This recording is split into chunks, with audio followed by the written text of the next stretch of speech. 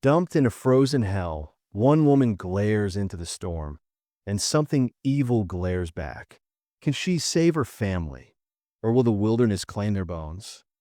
The wind screamed across the high plains like a wounded animal, its voice hollow and wild, cutting through the air with a cold so fierce it sank deep into your bones and lingered like a bad memory. It tore through the bare, twisted trees, their branches clawing at the sky, and whipped at the skirts of the old woman standing alone beside the deep ruts of the wagon trail. Ice crystals stung her weathered face, sharp and relentless, biting into her skin like tiny knives, but Clara Boone didn't even blink. Her gray eyes, dry and heavy with years of hard living, stayed locked on the wagons, fading into the snowy distance. 6, maybe 7 of them, maybe more, their shapes shrinking one by one into the swirling white horizon. No one turned back to look at her. Not a single head swiveled, not a hand waved. The last wagon, a rickety heap of patched canvas swaying on wobbly wheels, pulled by a pair of mules so thin you could count their ribs, carried the rough, gravelly voice of Gideon Marsh, the man who'd called himself their trail leader. "Ain't personal," he'd growled that morning, his eyes fixed on a muddy ground instead of her face, his breath puffing out in a cloud of frost. "Winter's coming too quick.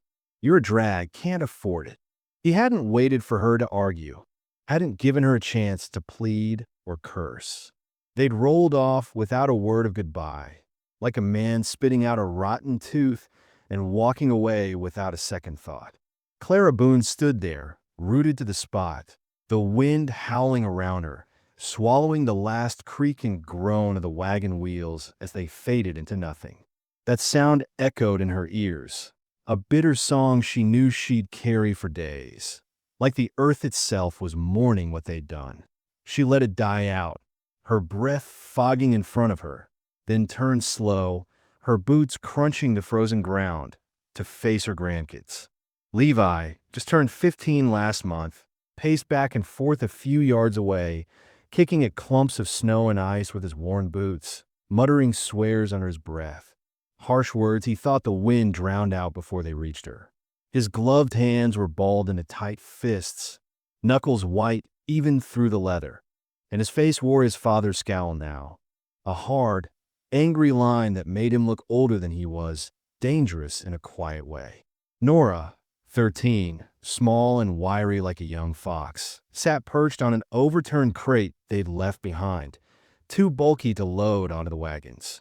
Her wool shawl was pulled tight around her thin shoulders, the edges frayed and patched, and her breath came out in little white puffs that vanished fast in the biting air. "They ain't coming back," Levi spat, his voice cracking like a branch under too much snow, raw with anger and fear he wouldn't name. "No," Clara Boone said soft, her words steady as the rocks beneath her feet. "They aren't." Silence hit hard, cold and heavy. Clara Boone knelt by Juniper, their mule, her leg limp and useless, the reason they were left. She touched Juniper's forehead, feeling faint warmth, her chest tight. "We can't eat her," Levi said, eyes soft with regret. "She's family," Clara Boone said firm. Nora stepped up, snow crunching, small in her big coat. "What now, Grandma?" she asked, voice shaky. Clara Boone stood, knees creaking. "We go forward." "Where?" Levi snapped, panicked. "There's nothing but cold and wolves. Shelter. Food. Fire," Clara Boone said, steady. "No tears for them." Her words stung true. They headed to the forest, Clara Boone leading, Juniper hobbling on a frayed rope. Snow fell from branches, cold bit Clara Boone's joints, but she kept on, breath ragged, eyes searching. Hours passed, light dimmed, sky turned purple. She found a dip between rocks, wind weaker there. "We camp here," she said, voice rough. Levi kicked the ground. "No wood, no food." "It's not a feast," she replied sharp. He grabbed the hatchet and stormed off, angry. Nora sat beside Juniper, her small hand stroking the mule's side, running her fingers over the patchy fur as she hummed a tune with no real shape. Just soft, wandering notes to fill the empty air.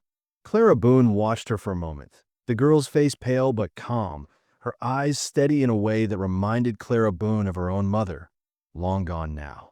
She pulled a frayed wool blanket from the bundle strapped tight to her back, its edges worn thin from years of use, and spread it over Nora and Juniper, tucking it around them to keep the cold at bay.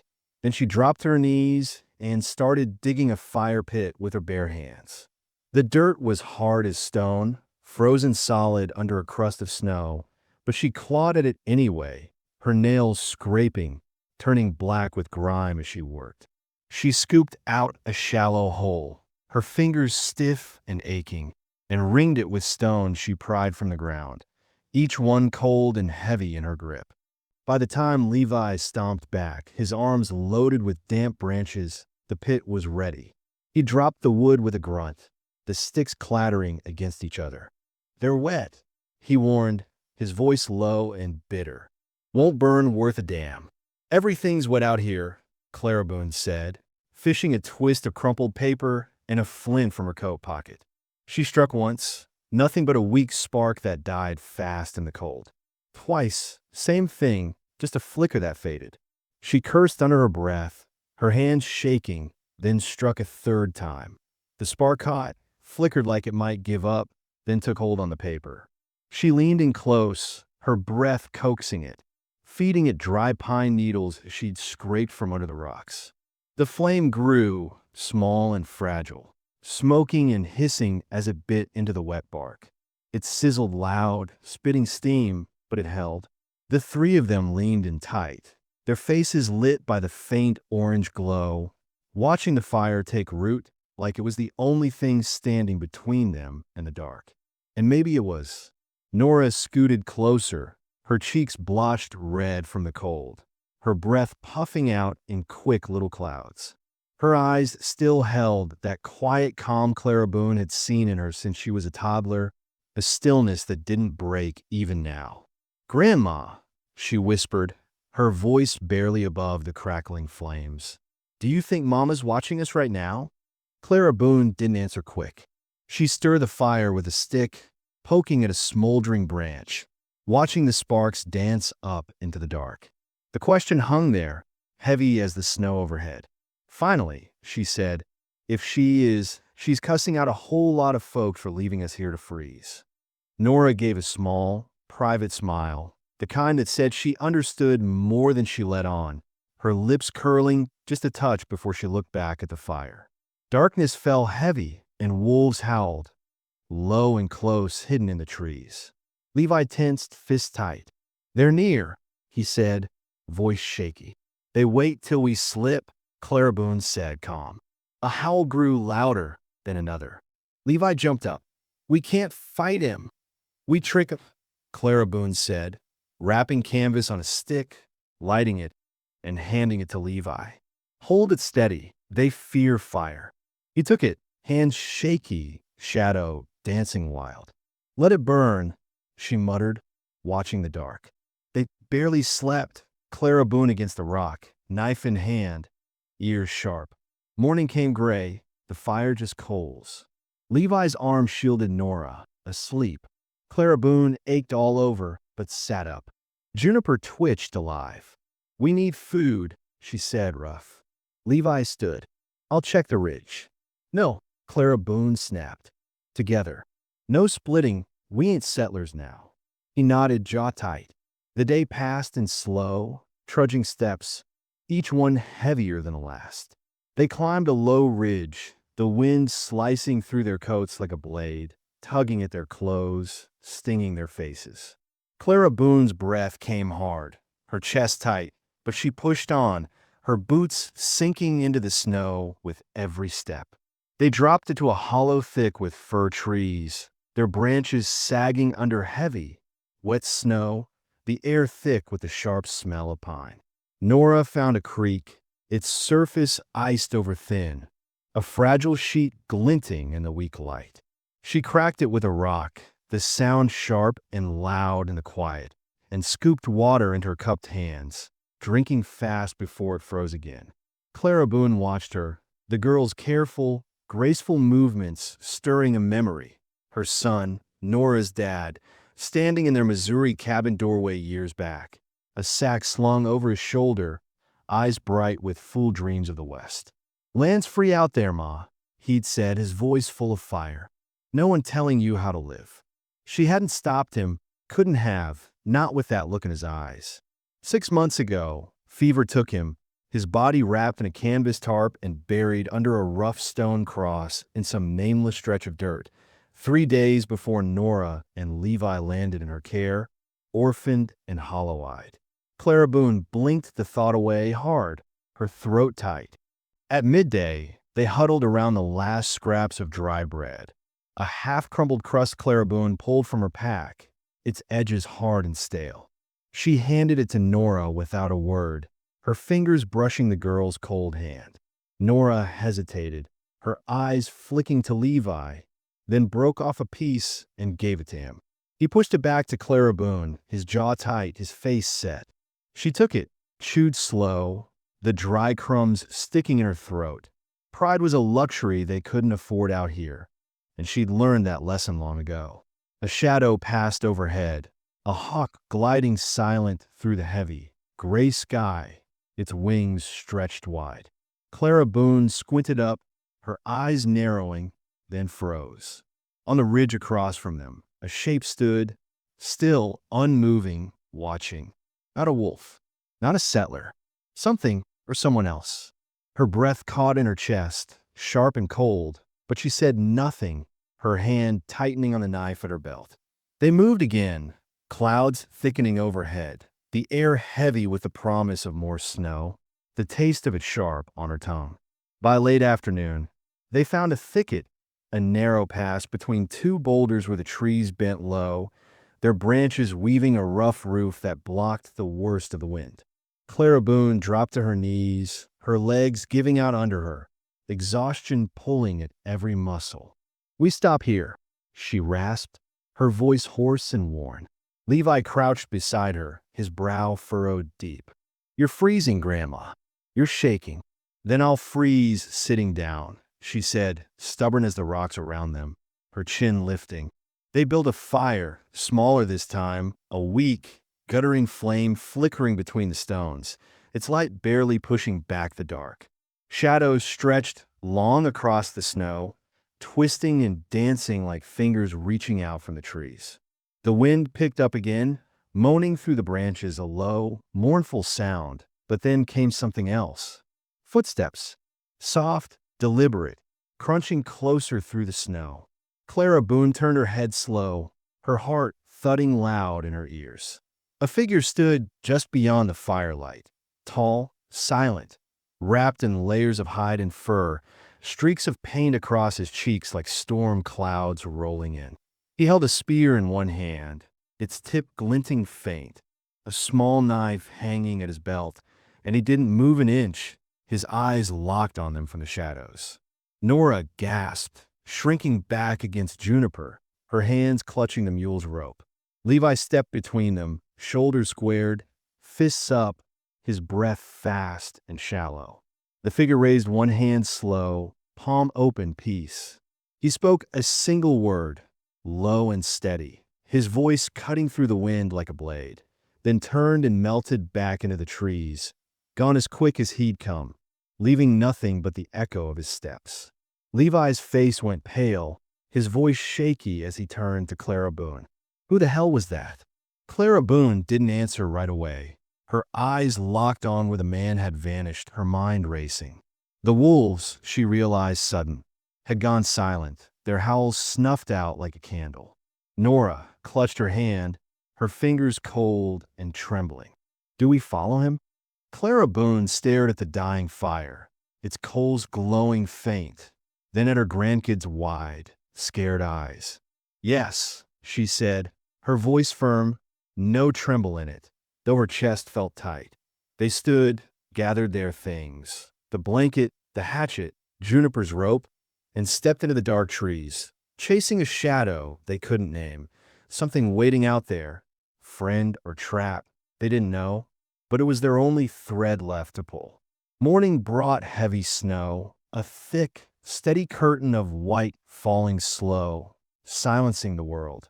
No birds sang, no wind howled, just the soft whisper of flakes piling up on branches, on skin, on the brim of Clara Boone's wide, ice-crusted hat. The stranger led them now, tall and quiet, his buckskin boots leaving no sound on the ground, like he was part of the forest itself, born from its shadows.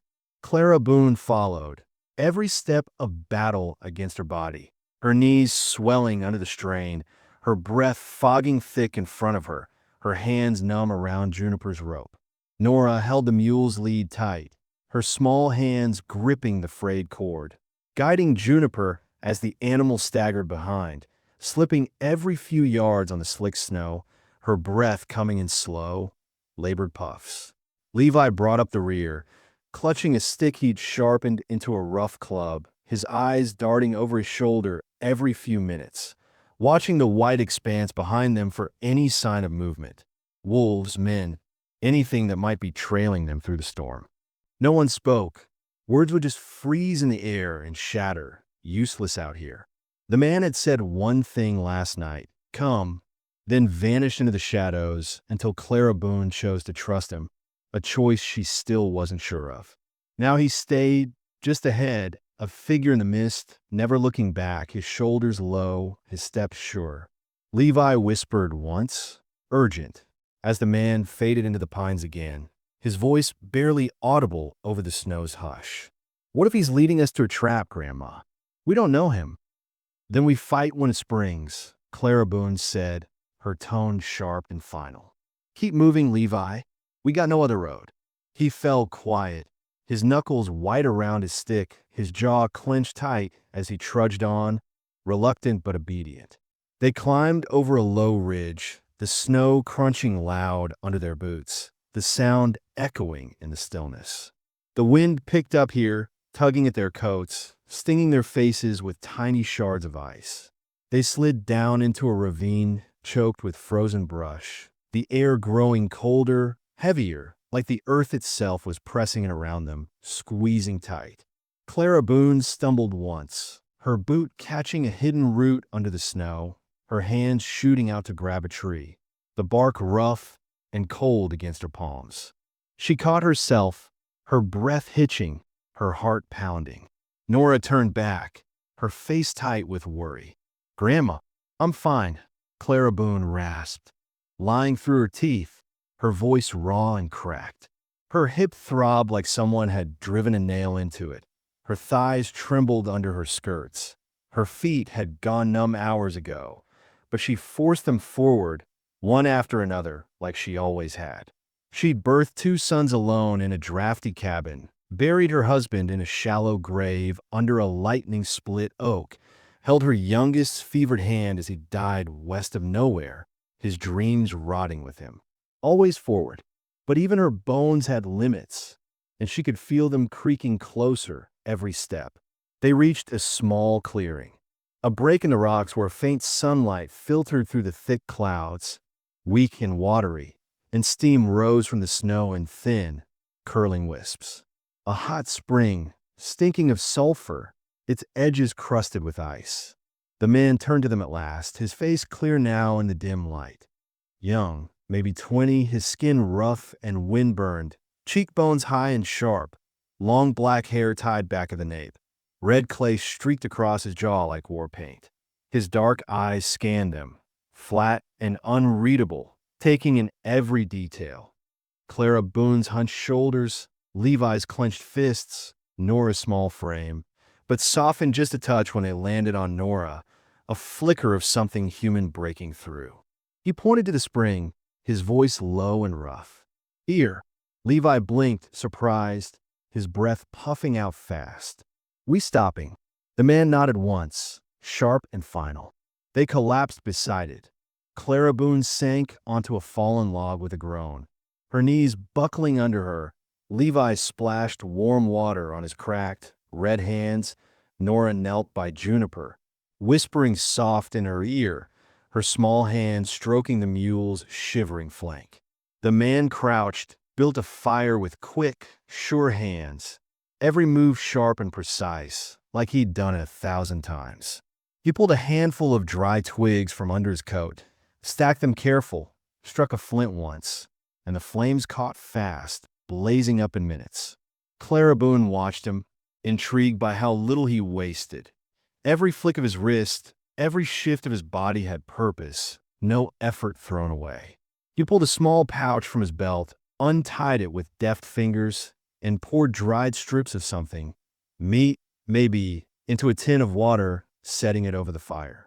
The smell rose slow, gamey and rich, curling into the air, promising real food after days of nothing but crumbs and hunger. Clara Boone's stomach twisted hard, a sharp pang that made her mouth water despite herself. He passed the pot to her, silent, his eyes steady on hers. She didn't take it right away, her hands resting on her knees. "Your name?" she asked, her voice steady despite the ache in her chest. He met her gaze, unflinching. "Tahoma." She held his stare a moment longer, searching those dark eyes for something. Truth, maybe, or a lie. Then nodded and sipped.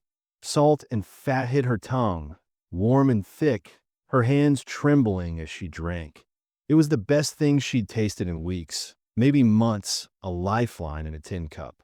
Levi hesitated, watching Tahoma close, his eyes narrow with suspicion, then took his share, sipping slow. "Why were you helping us?" he asked, his voice tight, mistrust dripping from every word. Tahoma poked the fire with a stick, the flames jumping higher. "Heard the wolves last night. They were on your scent, tracking you. So you came to save us?" Levi pressed, leaning forward. "No," Tahoma said, blunt as a hammer. "Thought I'd find your bones if I didn't come." Levi stiffened, his jaw tightening, his hand flexing around the stick he still held. Clara Boone touched his arm, gentle but firm. "Thank you," she said, simple, her voice cutting through the tension. Tahoma nodded, a small dip of his chin. "Wind turned last night. Covered your smell. You're lucky. Otherwise, different story." Nora looked up, her eyes curious, her voice soft. "Where are we going?" He paused, considering her moment, his gaze lingering on her small, pale face. "My people. Caves east of here. They winter there. Will they help us?" she asked, a thread of hope in her words. "Some will," he said, his tone flat. Clara Boone caught the weight in his voice, some wouldn't. Suspense hung there, thick and unspoken, a question with no answer yet. They ate, the warmth of the broth seeping into Clara Boone's bones, easing the ache just enough to keep her going. It wasn't much, but it was something, strength in her belly, a flicker of fight left in her. Then they moved again, the snow falling light now, glittering in the trees like tiny, sharp stars caught in the branches. They crossed a meadow, the ground uneven underfoot, and Tahoma stopped sudden by an elk carcass, torn open, half frozen, its ribs jutting out, blood dark and stark against the white. He crouched, his jaw tightening, his fingers brushing the torn flanks. "Mountain lion," he muttered, his voice low and hard. "Fresh. Maybe a day." Levi scanned the trees, his eyes darting fast, his grip tightening on his stick. "You got a gun?" "Don't need one," Tahoma said, standing slow, his posture calm but alert. Clara Boone grunted, her breath puffing out. "Wish we did anyway. Lion's no wolf." Tahoma didn't reply, his eyes flicking to the tree line, watching, waiting. Late afternoon brought a storm. Not snow this time, but wind, hard and fast, a cold fury tearing through the pines like it had claws of its own. The trees groaned and swayed, branches snapping loud, the air filled with the sharp crack of it giving way. Juniper bucked once, her hooves slipping, a low, panicked bray escaping her.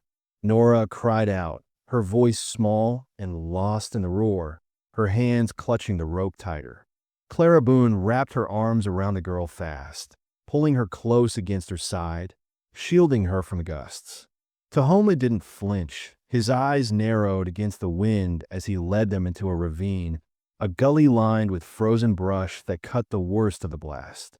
They climbed a narrow slope, the ground slick and treacherous, until they reached a ledge beneath an overhang, a shallow cave of rock, sheltered from the storm's teeth. "Camp," he said, pointing, his voice cutting through the howl. Levi gathered stones for a fire, his hands quick despite the cold, piling them in a rough circle. Clara Boone helped Nora sit, but the girl's lips were blue, her eyes glassy, her breath shallow. Clara Boone grabbed her hands, rubbing fast, panic rising in her chest. "Nora," the girl blinked slow, her voice faint. "I'm fine." "You're not," Clara Boone snapped, her tone sharp with fear. Tahoma stepped in, his voice low and urgent. "She's dangerously cold." He pulled off his outer fur cloak, wrapped it tight around her small frame, his hand steady. "Keep her by the fire. Rub her hands. Don't let her sleep." "Not yet." Clara Boone nodded, her throat tight, and started whispering old stories. Her girlhood in Tennessee, hunting rabbits with her father, her mother humming over a pot of lye soap. Useless tales, but they kept Nora's eyes open, her head nodding faintly as Clara Boone rubbed warmth back into her fingers. Night fell hard, the storm fading to a deathly calm, the air still and heavy, like the world was holding its breath. Tahoma sharpened his blade by the fire, the steel whispering against the stone in a slow, steady rhythm that filled the silence. Clara Boone watched him, her mind turning over his every move, curious about this stranger who'd pulled them from the edge. "Why help us?" she asked again, her voice softer now, gentler. He didn't look up, his hands still working the blade. "You remind me of someone." "Your mother?" she guessed, catching the flicker in his posture. A single nod, sharp and brief. "Left her behind." Silence stretched long, the fire crackling between them. "We say only yourself matters," he said finally, his voice low and rough. "Wind don't wait. Sun don't care who you are. Survive or don't. But maybe I'm tired of just me." Clara Boone stared at the embers, their glow painting her face in soft orange. "I've survived so long, I forgot what living feels like," she said, her words heavy with years. He glanced at Nora, sleeping now, her cheeks pink again from the fire's heat, then at Levi, whittling a stick and pretending not to listen. "You're remembering already," he said, his tone quiet but sure. A branch snapped in the dark, loud and sharp.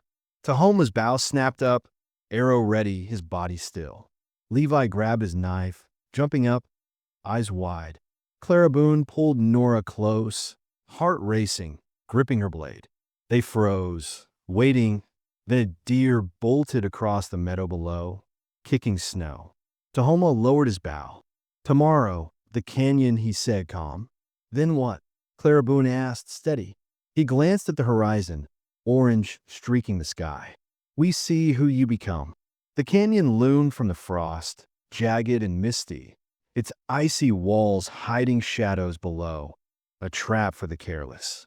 Tahoma stood at the ridge's edge, fearless, scanning sharp.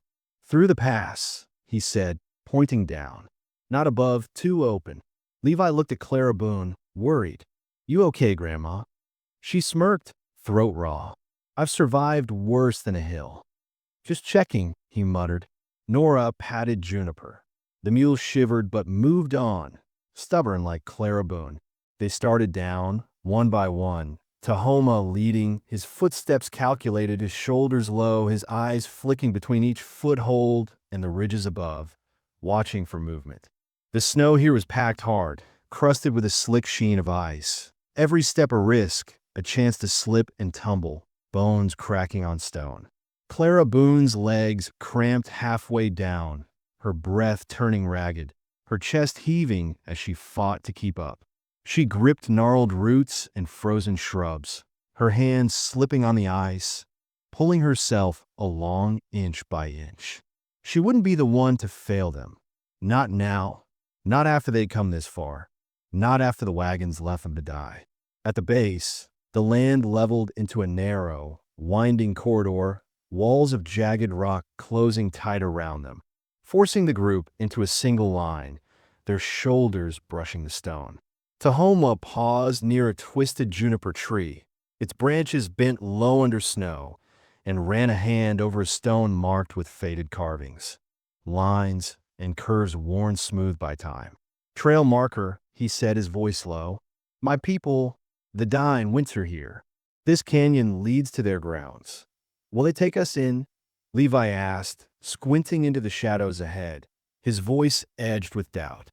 "If they believe you've come with respect," Tahoma said, his tone even. "And if they don't?" Nora's voice was small, almost lost in the echo of the rocks. Tahoma turned just enough to show a scar running behind his ear, a thin, pale line against his skin. "We find another way," he said, and left it at that. They moved deeper into the canyon, the cold seeming to fold inward, pressing close like a clenched fist. The walls wept thin trickles of water that froze mid-drip, glistening like tears caught in time, and the wind softened to a muffled hum, replaced by the distant echo of shifting rock and the occasional, lonely caw of a raven circling high above. There was something sacred in the silence, or maybe haunted. Clara Boone couldn't tell which. The smell of smoke reached them first, thin, woody clean, not the wild tang of forest fire but the controlled burn of a human hand. Tahoma raised a hand, signaling stillness, his body going rigid. He knelt, pressed his fingers to the ground, feeling for something Clara Boone couldn't sense, then pointed left toward a bend in the rock where the smell thickened, curling into the air. They crept forward together, steps careful, boots muffled by snow and pine needles scattered across the path. As they rounded the bend, a trail of smoke became visible, rising in gray plumes from behind a narrow ledge. And there, half hidden in the rock's embrace, was a camp, modest, sturdy, alive.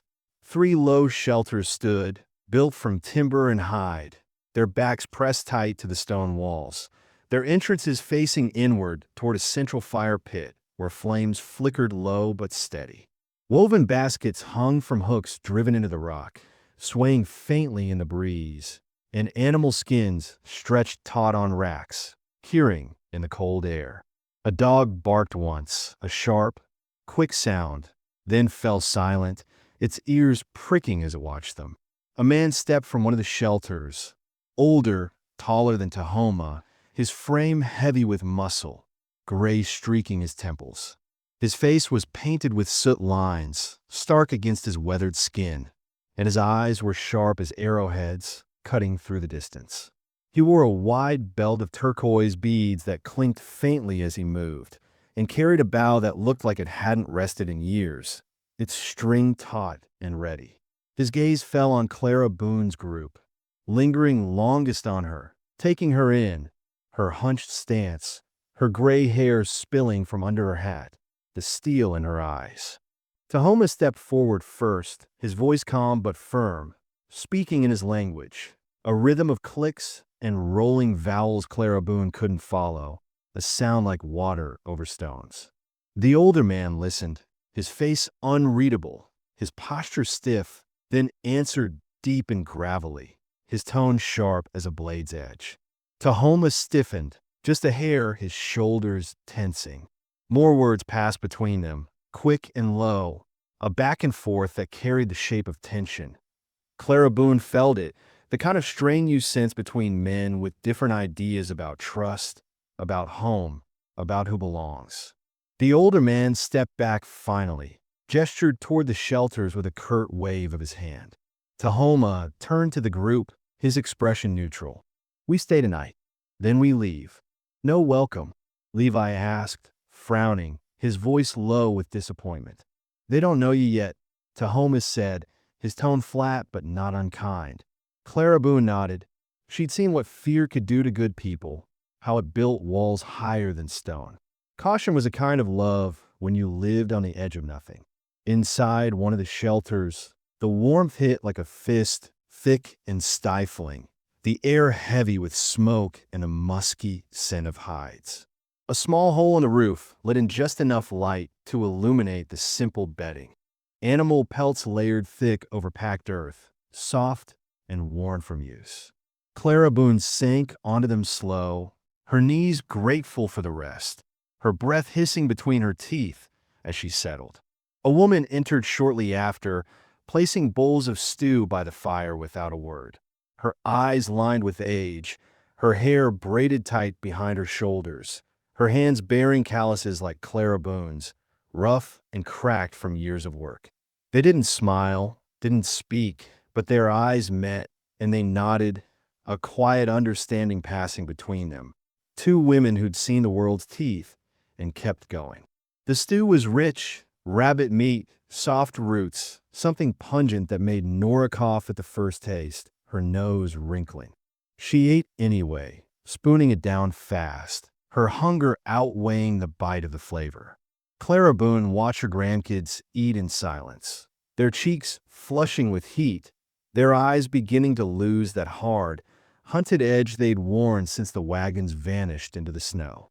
Levi leaned back against the wall, rubbing his stomach with a faint groan. First time I've been full since, hell, I don't even remember when.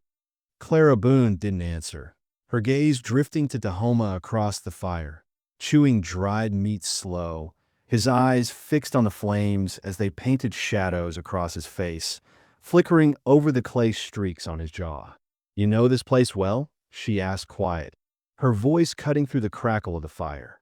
He didn't look up right away, his hands still, the meat resting in his lap. "Came here once," he said finally, his voice low and roughened by the cold. "Years ago, after my mother died, left behind in a storm. Fever took her fast. You stay with her?" Nora asked, her eyes wide, her spoon paused halfway to her mouth. He nodded, a single sharp dip of his chin, till she passed. "Then I came here alone." "Why tell us that?" Clara Boone said, her tone gentle but probing, her eyes searching his face. He met her gaze at last, the firelight glinting in his dark eyes. "I see her in you," he said simple. "That same fire. Fire don't keep you alive in snow," she murmured, her voice heavy with doubt. "No," he said, his tone steady, "but it tells the snow you're still fighting."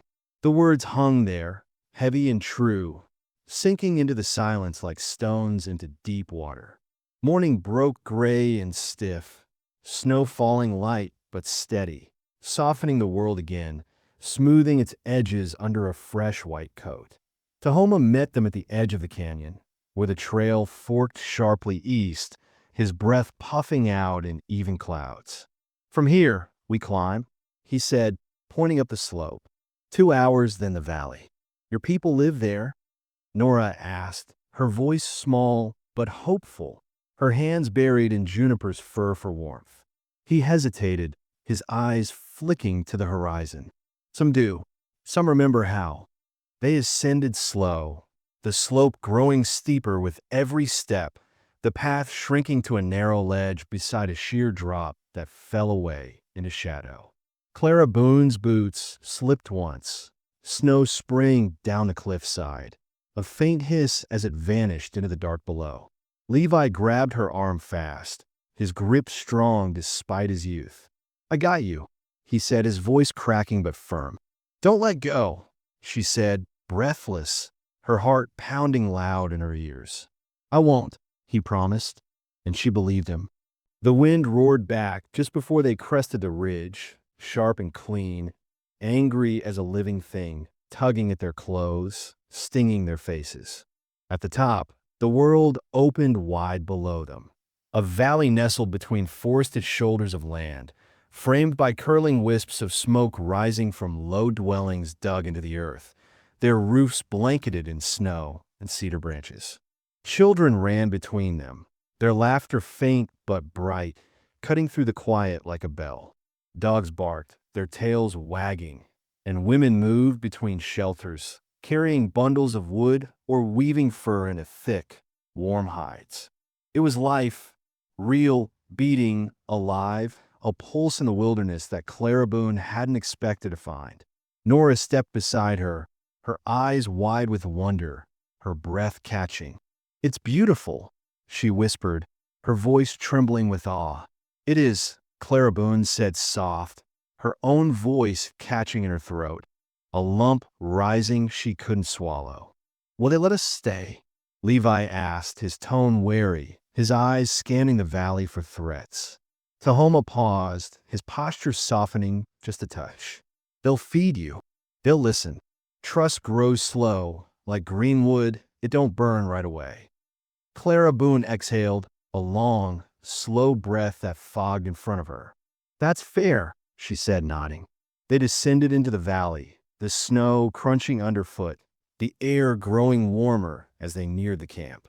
Heads turned as they approached, children stopping mid-run, their small faces curious, elders standing with arms crossed, their eyes hard but not hostile. No weapons drawn, no shouts, just a quiet watchfulness that weighed every step they took. Tahoma lifted his hand, spoke brief in his language, his voice steady and clear. The tension didn't break entirely, but it didn't sharpen either. It hung there, balanced on a knife's edge. A small woman approached, her eyes like black flint, her voice like cracking bark, rough and dry. She spoke slow to Tahoma, her words clipped, then turned to Clara Boone, laying a gentle hand over her heart. A touch that felt like welcome, or maybe just recognition, a silent acknowledgement of something shared. Clara Boone nodded back, her own hand twitching toward her chest, but staying still. They were led to a tent near the western slope, its walls thick with hides, warm with firelight and the soft glow of embers. Clara Boone sat slow, her knees grateful for the rest, sinking into a pile of furs that smelled of smoke and earth. Nora collapsed beside her, curling into the blankets like a cat, her small body finally still. Levi stood at the door, his hands restless, watching the camp through the flap. "Feels weird being safe," he said, his voice low and uncertain, like he didn't trust it. "Don't get used to it," Clara Boone replied, her tone dry but soft. "But breathe while you can." Tahoma crouched by the fire, stoking it with a practiced hand, the flames jumping higher under his touch. "What now?" Clara Boone asked, her eyes on him, steady. He didn't answer quick, the firelight shimmering in his dark eyes, casting shadows across his painted cheeks. "Winter's not done," he said finally. "The valley remembers." "Remembers what?" Levi pressed, his voice tight, his fingers flexing around the stick he still held. Tahoma looked up, his gaze distant. "Strangers bring storms." Clara Boone felt it, a shiver down her spine, a prickle of something coming, something waiting beyond the cliffs. That night, the air turned brittle, like glass ready to shatter under a boot. Nora slept deep under the mound of blankets, her breathing soft and even, a rhythm that soothed Clara Boone's frayed nerves. Levi sat near the tent flap, whittling his stick into a sharp point with his belt knife, his eyes scanning the dark horizon beyond, restless and alert. Tahoma crouched by the embers, sharpening his own blade, the steel whispering against stone in a slow, steady beat that filled the quiet.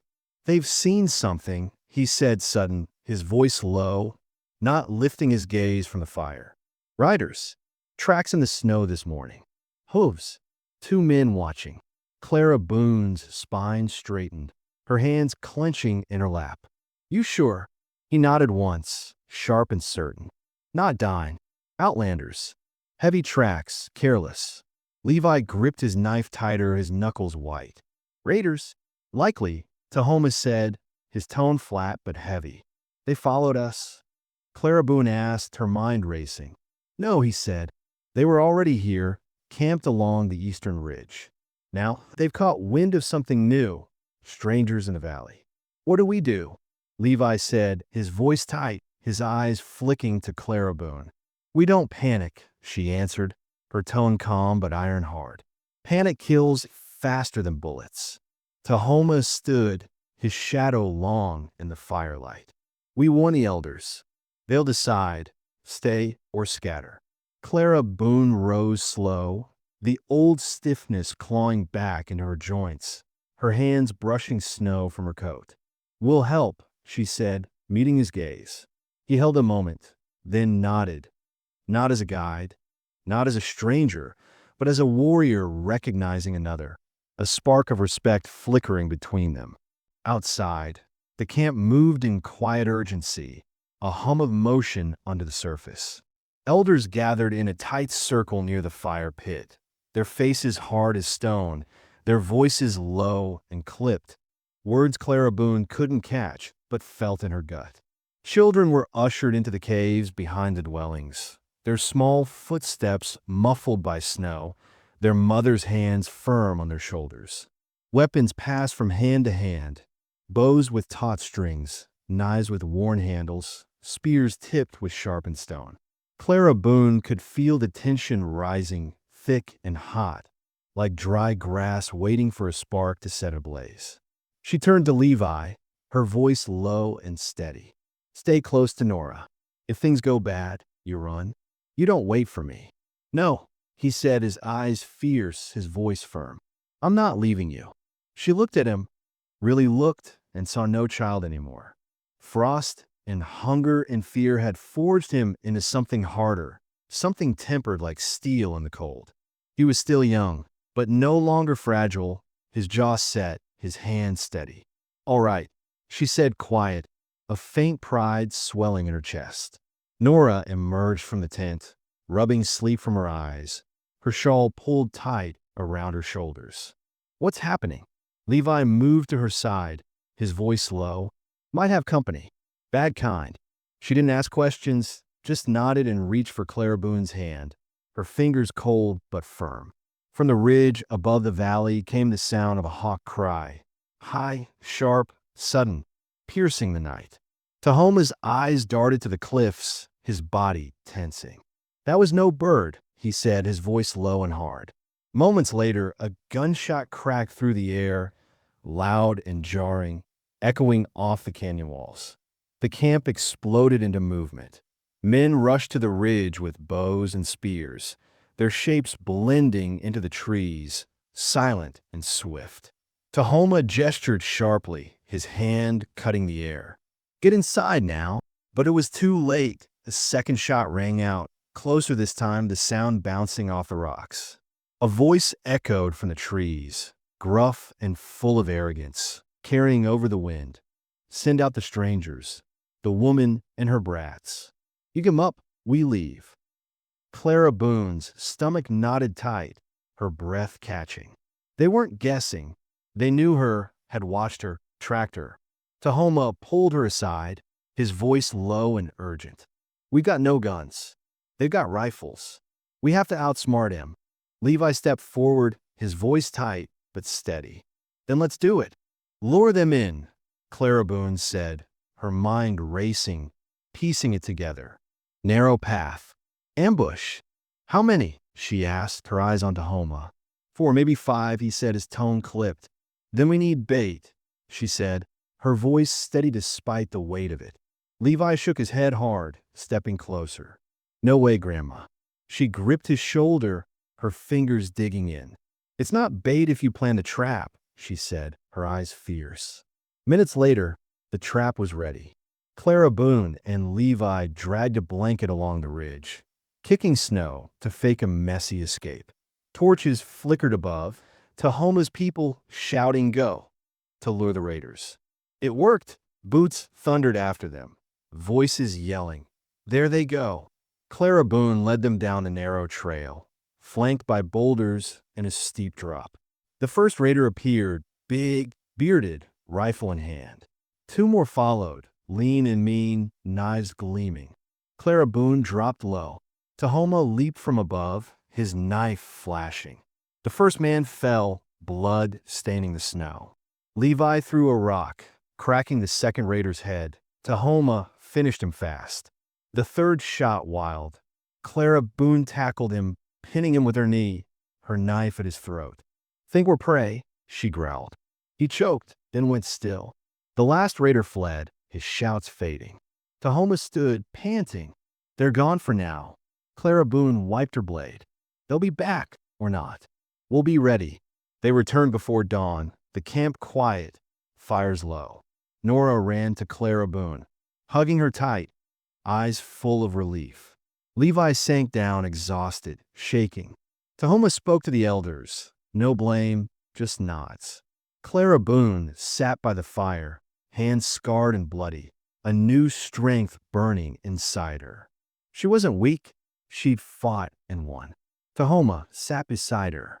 They trust you now. I care if they live, she said. You could stay, he offered. She glanced at Nora, asleep, safe, and Levi, finally calm. She said. He smiled faintly. We'll keep a fire for you. The sky warmed slow, streaked with pale orange as the sun clawed its way up, the storm gone, for now at least. Clara Boone sat straighter, battered and weary, her body aching down to her marrow, but unbroken, unbowed. She'd walked through frost and fear, carried 2 kids through wilderness and hunger, faced down wolves and men alike with nothing but her hands and her will. The fire on the ridge still smoldered, its embers waiting for the wind to stir them again, a quiet threat or a quiet hope. Did this story grip you from start to finish? Smash that like button, hit subscribe, and drop a comment below. Share it with your friends. Toss us a super chat, or join our memberships to keep these epic tales coming your way. We've got more where this came from.